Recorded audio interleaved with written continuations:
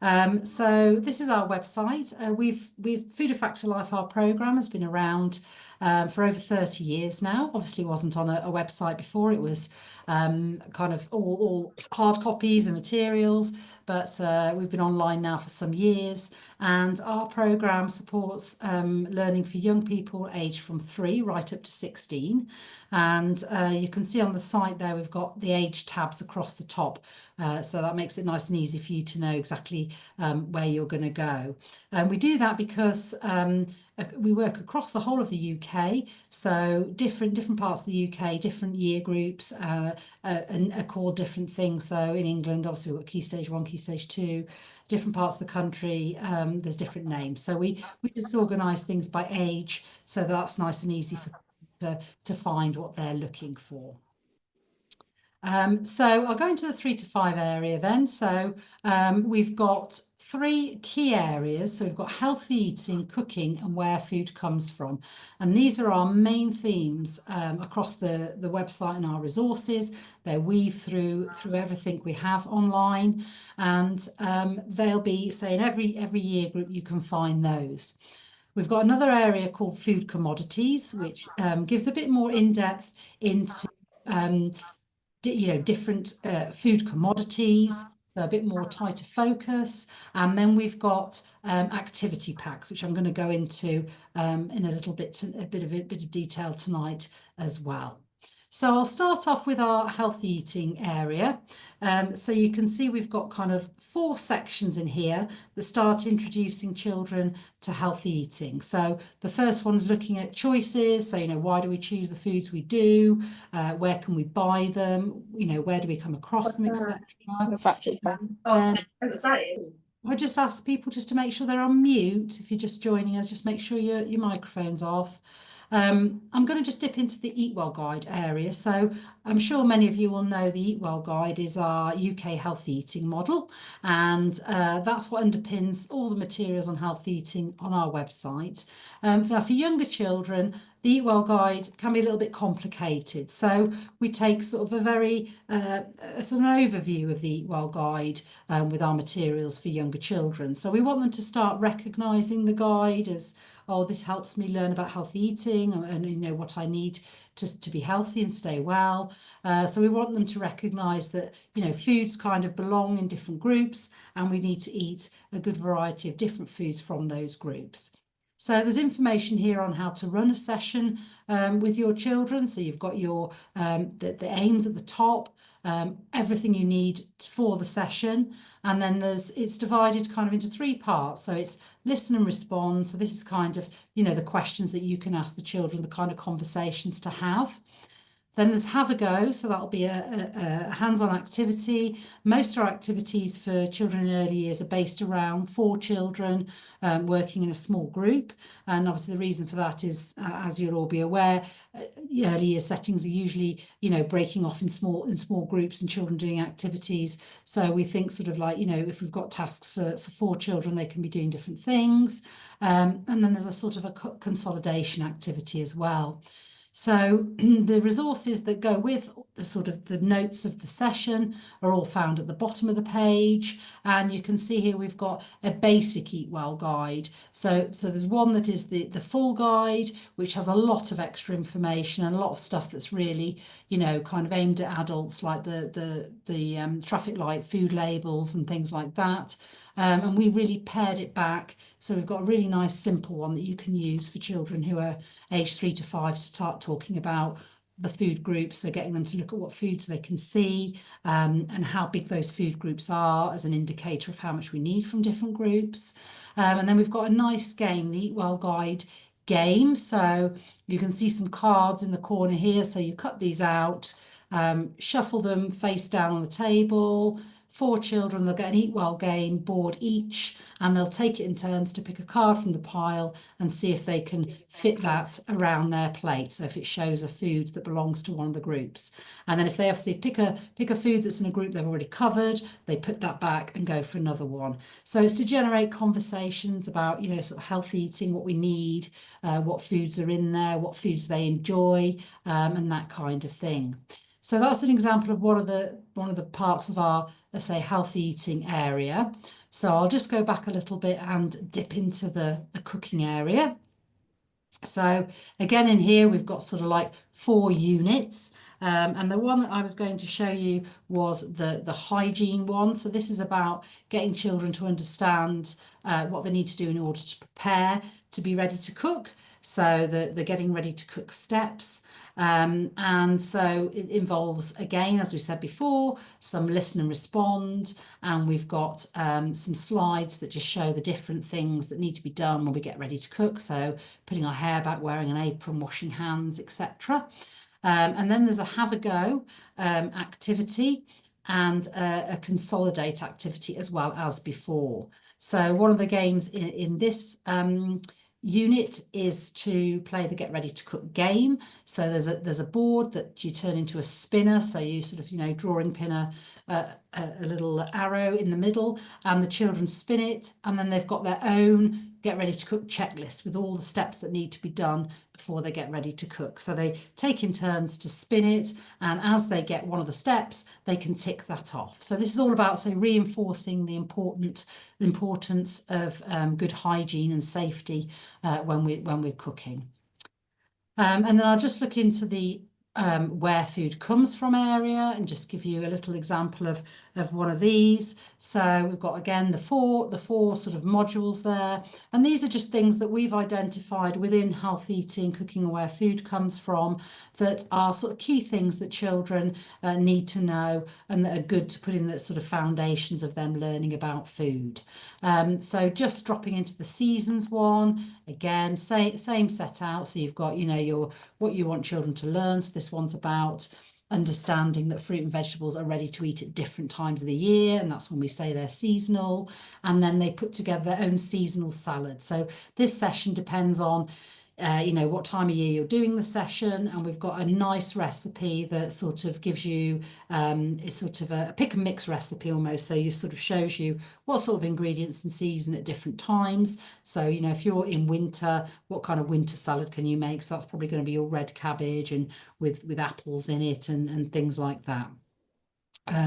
So those are all the resources for this one, and it comes with things like season cards, so you've got sort of nice images of the types of things that are available in different seasons, and so on, and then information for you as well about sort of how to set up a cooking session. I mean, I'm very sure all of you are familiar with that. I know early years are actually brilliant for doing hands-on food activities. It gets a bit sad in primary, it all starts to dwindle off. But if you wanted just to check what your current practice is and just make sure you're not missing anything, you can have a quick look at that guide. So I say those are the sort of 3 key areas: health eating, cooking, where food comes from. And they say there's a progressive approach as children go from 3 right up to 16 in what they know across those 3 themes. So you might be actually working in a primary as well, so you might want to go into the 5 to 7 area and pick up with the health eating, cooking, where food comes from, the next steps in there. Or if you find your children sort of eat all this up and go through it very quickly, you might want to challenge them by looking at the materials in there. So I'm going to jump over the food commodities, because I said that's a bit more about looking a bit more depth. So it'll cover things like foods from plants and animals, what happens, how does the apple get from the tree into my apple at break time, or how does the dairy cow end up as my cheese or whatever. So it sort of shows the farm to fork stages for different commodities. But I'll leave that one for you to investigate separately. If we've got anybody here teaching in Wales who teaches in Welsh medium, the whole of this 3 to 5 area is actually available in Welsh language as well. So I won't go through that tonight for the mainstream of us who possibly won't understand that, but that is available there.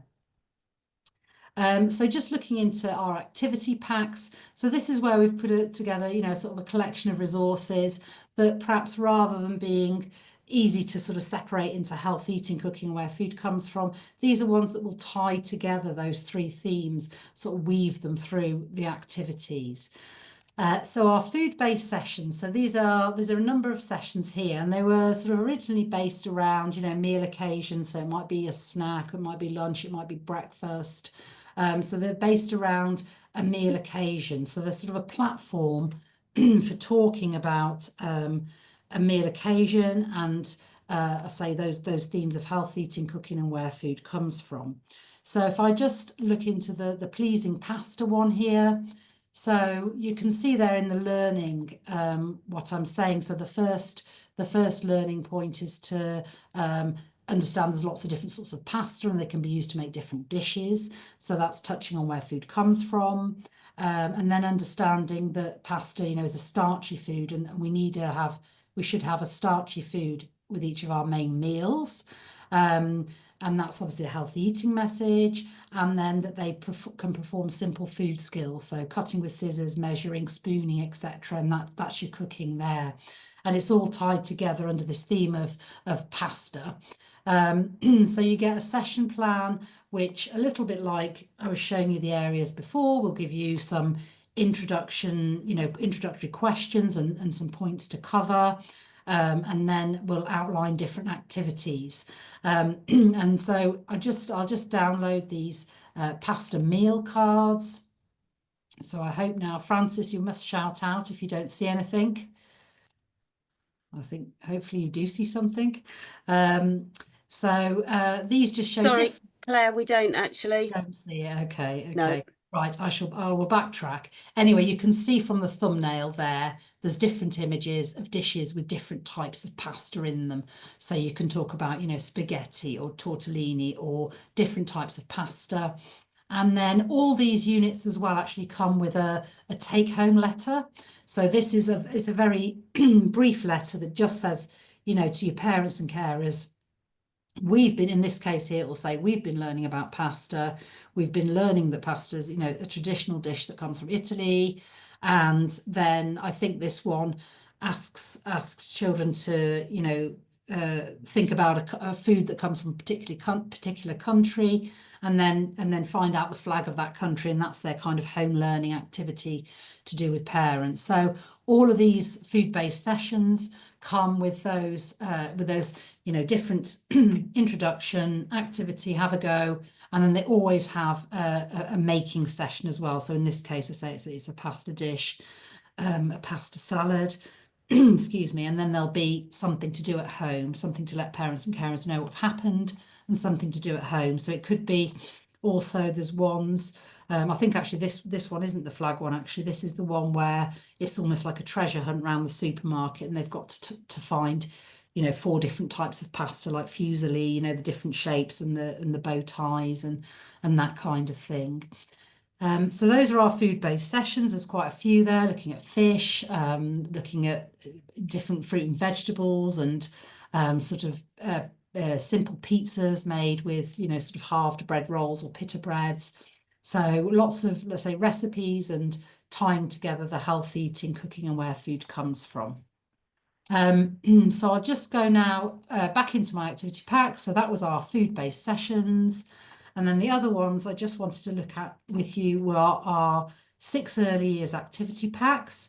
So what we did here was we looked at the early years curricula across the UK. So whether that's the EYFS in England, Curriculum for Excellence in Scotland, the Curriculum for Wales, or the Foundation Phase in Northern Ireland. So we looked at all the curricula across the UK and what was learning in the different sort of subjects or areas of learning. And what's very interesting, I say we do work across the UK and we do obviously refer to all the different curricula.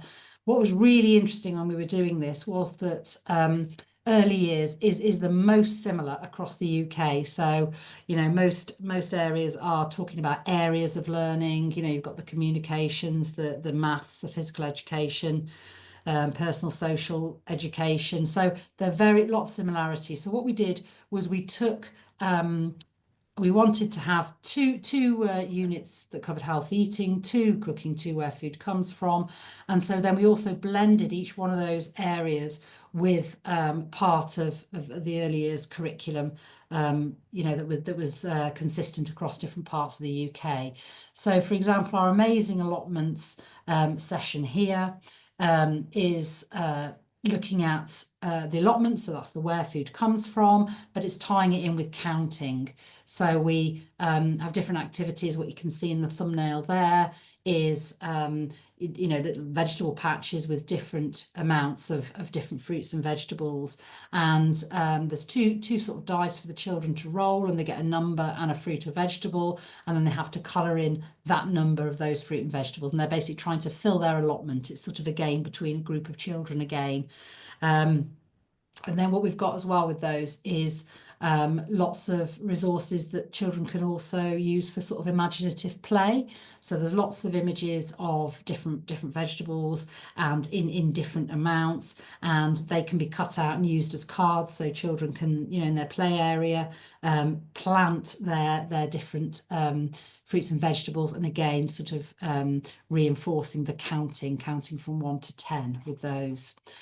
So that's the allotment one, and then there's other ones as well, such as marvelous meals, and that's a nice session as well, just looking at what makes a healthy meal, what we need to include, giving lots of different examples of foods, and then the imaginative play activity is about children running their own restaurant. So we've got things like a sort of a template of a restaurant sign, so they can name their restaurant, and then we've got some menu templates, so they can either use the one we've given to run their cafe or restaurant, so hand that out and ask people to order, or there's a blank one where they can write their own menu for their restaurant, and then sort of, as they use their imaginative play to do that.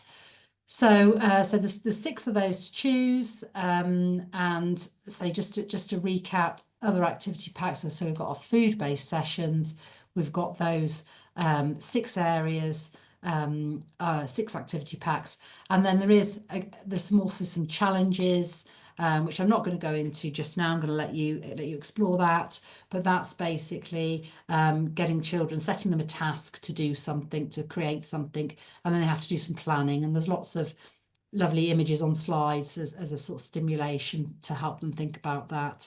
And then we've got a vegetable activity pack as well. So those are some materials based on some research from Reading University a few years ago, where they'd done some research to show that children who saw different pictures of vegetables and understood how they were prepared, etc., were more likely to try more vegetables. So they produced some very simple books, which I think are still available to download, around vegetables. So one of them, for example, is broccoli, and it shows how it's growing, and then how it's prepared, and the dishes it's eaten in, and then we produce some sort of supporting resources as well, sort of work, colouring sheets and card games and things to reinforce that. So helping children become more familiar with vegetables, so that they hopefully, as the research showed with Reading, will be more inclined then to try different fruits and vegetables. So just to quickly look at other aspects of the site. So we've got a whole area of recipes, and these, we've got, I think, about 300 recipes on the site, and you can search through by different sort of categories. So you can choose by age or a particular food commodity, etc., or cooking methods. So we have some of our cooking methods, we have like non-cook, so that can be quite helpful in an early year setting, if you just want to work with foods cold rather than cooking them. But there are also obviously the options of using the oven and hob as well. So if I just drop into here, you can search by one of these or a number of these, but if I just drop into the age groups there and hit 3 to 5, you can see it comes up with a selection of recipes that young children can make. So they're very simple and involve skills that the children can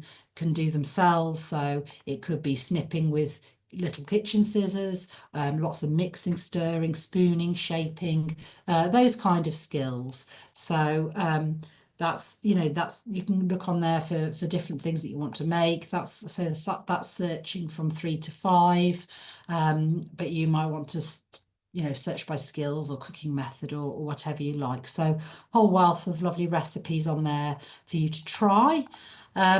if you don't already get our newsletter, which is education news, and I know quite a few of you will have found out about the event today via the newsletter, so you may already be familiar with it. But if you're not, you haven't had it, you can just complete the Stay Informed box on the website here, and then you will receive our monthly email update, which will let you know about things that are new and up and coming. And we do training as well. We've got a conference coming up. This one's actually aimed at secondary school teachers in Sheffield.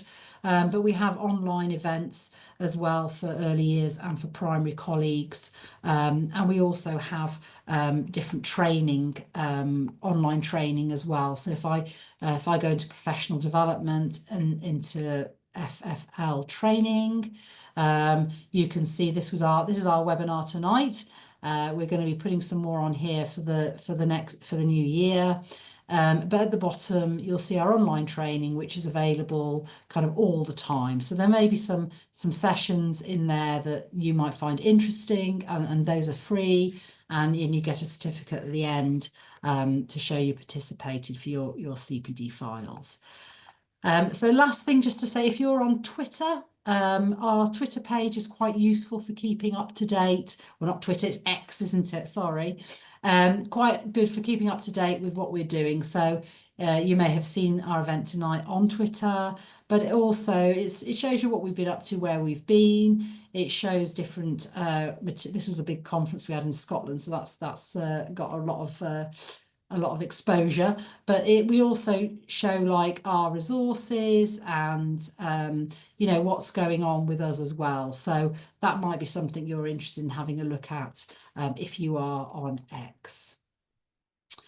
Okay, well, I think that's pretty much covering everything I wanted to share with you just now. So I don't know if there are any questions. You're very, very welcome to ask those at this point. Oh, Zdenka, thank you. Hello. Zdenka is a loyal follower of Food a Factor Life. We see it at most events, don't we? I'll have a look into those books. I'm not sure. It's possible they may have expired now, but I say our materials are still there.